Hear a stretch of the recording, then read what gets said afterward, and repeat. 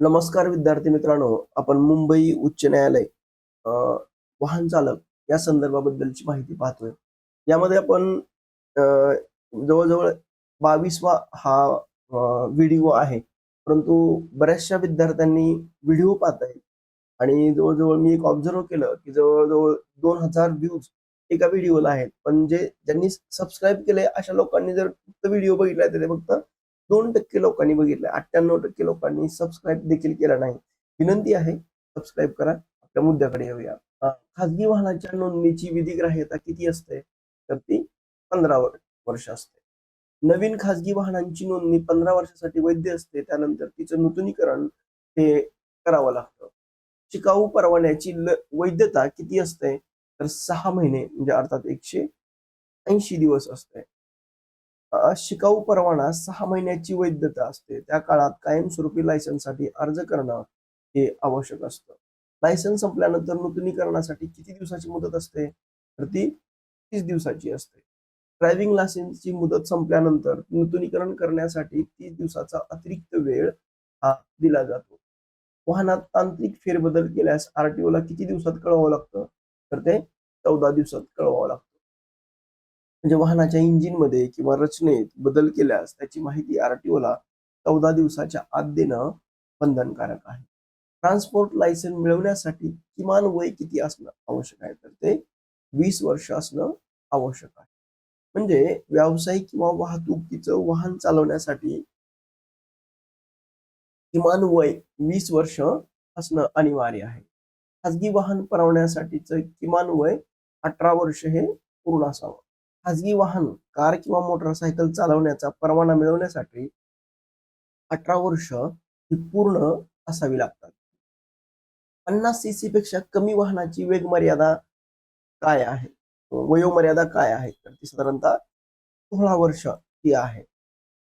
म्हणजे 50 सीसी ची जी बाईक आहे, ही विना गिअरची वाहनं चालवण्यासाठी 16 वर्ष ही वयाची अट आहे.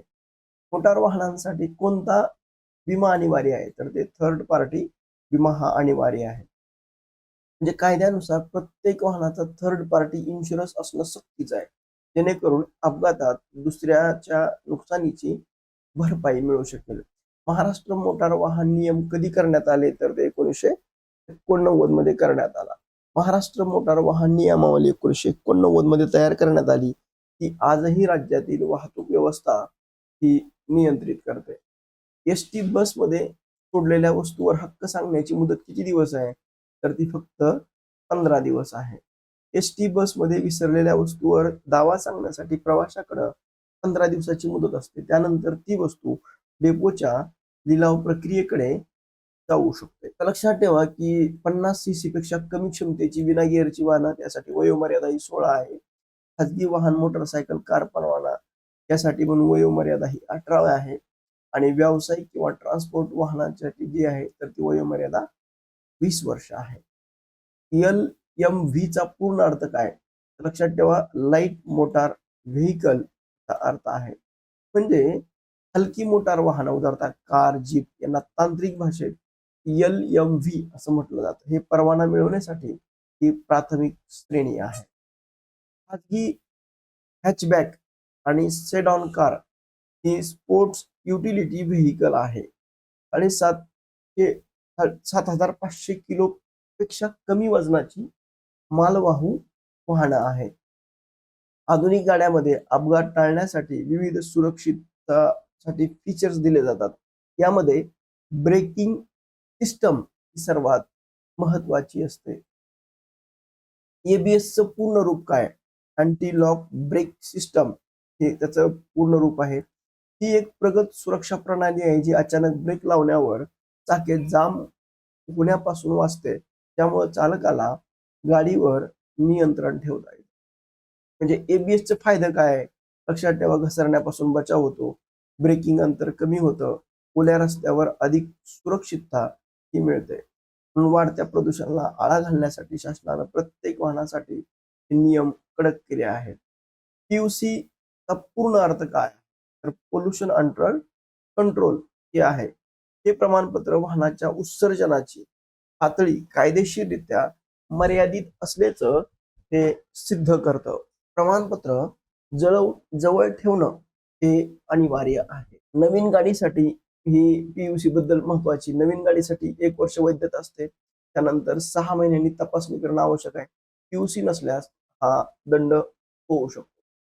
काय ईबीडी म्हणजे काय? इलेक्ट्रॉनिक ब्रेक्स डिस्ट्रिब्युशन म्हणून आपल्याला उल्लेख करता येईल. ही जी लोडनुसार प्रत्येक चाकाला योग्य प्रमाणात ब्रेकिंग फोर्स विभागण्याचं काम करतं, ज्यामुळे गाडी ही स्थिर राहते. जेव्हा गाडीत जास्त प्रवासी असतात तेव्हा मागच्या चाकावर अधिक भार असतो आणि ईबीडी हे ओळखतं आणि मागच्या चाकांना देखील अधिक ब्रेक लावतं. आता योग्य हवेचा दाब नसेल आणि गाडीचं मायलेज आणि टायरच्या आयुष्यावर त्यामधून परिणाम होतो. पी-एस-आयचा पूर्ण अर्थ काय?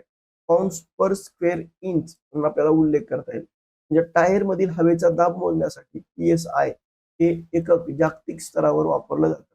प्रत्येक गाडीसाठी शिफारस केलेली पी-एस-आय हा वेगवेगळा असतो. म्हणजे थंड टायरमध्ये हवा मोजावी, दर आठवड्याला हवा तपासावी. अधिक पी-एस-आय मुळे टायर लवकर खराब हे होऊ शकतं. आर-पी-एम म्हणजे काय? तर रिव्होल्यूशन्स पर मिनिट म्हणून आपल्याला उल्लेख करता येईल.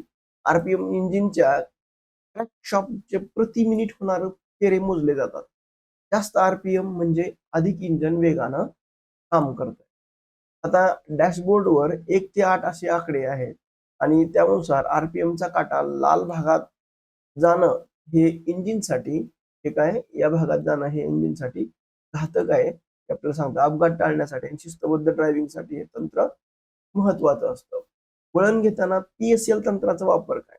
पोझिशन, स्पीड आणि लूक हा तंत्राचा वापर करावा. म्हणजे सुरक्षित वळण घेण्याआधी ही पोझिशन घेणं, वेग म्हणजे स्पीड कमी करणं आणि आजूबाजूला पाहणं हे काय असतं? आवश्यक असतं. म्हणजे पोझिशन म्हणजे वळण्याआधी योग्य लेनमध्ये या. स्पीड म्हणजे इंजिन ब्रेक किंवा ब्रेक्स वापरून वेग कमी करा आणि लूक म्हणजे आरशात बघा आणि मगच वळा. वाहनाच्या इंजिनमधून निघणाऱ्या धुरावर नियंत्रण मिळवण्यासाठी भारत सरकारनं युरोपियन मानांकनावर अधिक बीएस नियम हे लागू केले आहेत. सध्या भारतात कोणती प्रदूषक प्रणाली बीएस कार्यान्वित आहे? तर BS6 ही प्रणाली कार्यान्वित आहे. प्रदूषण कमी करण्यासाठी भारत सरकारने एप्रिल 2000 पासून थेट भारत स्टेज 6 BS6 मानके लागू केली. त्यामध्ये हानिकारक वायूचं प्रमाण हे खूप कमी असतं. सल्फरचं प्रमाण कमी होतं, हवेची गुणवत्ता सुधारते आणि इंजिन अधिक कार्यक्षम हे बनतं. सुरक्षितता वाढवण्यासाठी जुन्या नंबर प्लेट्स बदलून आता नवीन हाय सिक्युरिटी HSR ह्या आलेल्या आहेत.